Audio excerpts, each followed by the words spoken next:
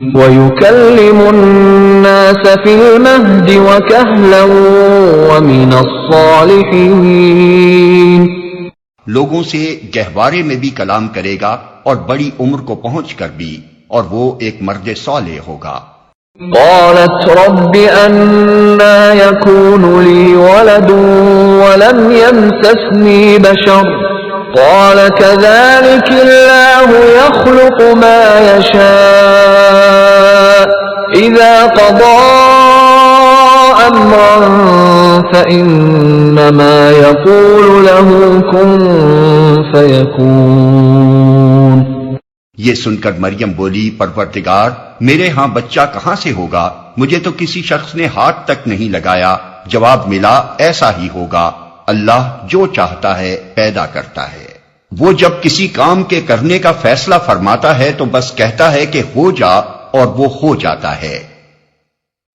جواب ملا، ایسا ہی ہوگا، یعنی باوجود اس کے کہ کسی مرد نے تجھے ہاتھ نہیں لگایا، تیرے ہاں بچہ پیدا ہوگا۔ یعنی لفظ کذالک ایسا ہی ہوگا حضرت زکریا کے جواب میں بھی کہا گیا تھا۔ اس کا جو مفہوم وہاں ہے وہی یہاں بھی ہونا چاہیے۔ نیز بات کا فقرہ بلکہ پچھلا اور اگلا سارا بیان اسی معنی کی تائید کرتا ہے کہ حضرت مریم کو صنفی مواصلت کے بغیر بچہ پیدا ہونے کی بشارت دی گئی تھی، اور فی الواقع اسی صورت سے حضرت عیسیٰ علیہ السلام کی پیدائش ہوئی۔ ورنہ اگر بات یہی تھی کہ حضرت مریم کے ہاں اسی معروف فطری طریقے سے بچہ پیدا ہونے والا تھا جس طرح دنیا میں عورتوں کے ہاں ہوا کرتا ہے، اور اگر حضرت عیسیٰ علیہ السلام کی پیدائش فی الواقع اسی طرح ہوئی ہوتی تو یہ سارا بیان قطعی محمل ٹھہرتا ہے جو چوتھے رکوع سے چھٹے رکوع تک چلا جا رہا ہے، اور وہ تمام بیانات بھی میمانی قرار پاتے ہیں جو ولادت مسیح کے باب میں قرآن کے دوسرے مقامات پر ہمیں ملتے ہیں۔ عیسائیوں نے حضرت عیسیٰ علیہ السلام کو الہ اور ابن اللہ اسی وجہ سے سمجھا تھا کہ ان کی پیدائش غیر فطری طور پر بغیر باپ کے ہوئی تھی، اور یہودیوں نے حضرت مریم علیہ السلام پر الزام بھی اسی وجہ سے لگایا کہ سب کے سامنے یہ واقعہ پیش آیا تھا کہ ایک لڑکی غیر شادی شدہ تھی اور اس کے ہاں بچہ پیدا ہوا۔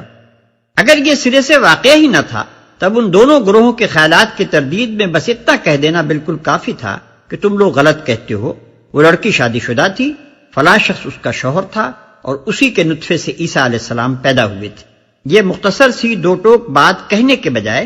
آخر اتنی لمبی تمہیدیں اٹھانے اور پیش در پیش باتیں کرنے اور صاف صاف مسیح ابن فلاں کہنے کے بجائے مسیح ابن مریم کہنے کی آخر کیا ضرورت تھی، جس سے بات سلجھنے کے بجائے اور الجھ جائے؟ پس جو لوگ قرآن کو کلام اللہ مانتے ہیں اور پھر مسیح علیہ السلام کے متعلق یہ بھی ثابت کرنے کی کوشش کرتے ہیں کہ ان کی ولادت حسب معمول باپ اور ماں کے اتصال سے ہوئی تھی، وہ دراصل ثابت یہ کرتے ہیں